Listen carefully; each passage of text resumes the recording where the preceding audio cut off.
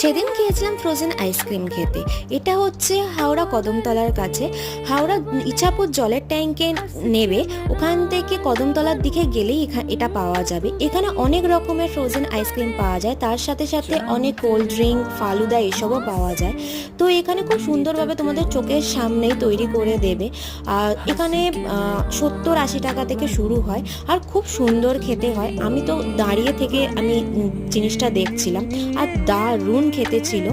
আর এখানে তোমাদের চকলেট ছাড়াও স্ট্রবেরি আরও নানা রকম ভ্যারাইটিস আছে, তোমরা গিয়ে দেখতে পারো। তোমরা গেলেই আগে তোমাদেরকে মেনু দিয়ে দেবে, সেটা থেকে তোমরা দেখবে কোনটা নেবে।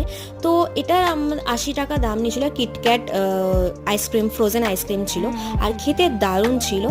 আর আমি তোমাদেরকে অ্যাড্রেস বলে দিয়েছি, তোমরাও যাও আর ট্রাই করো। টাটা।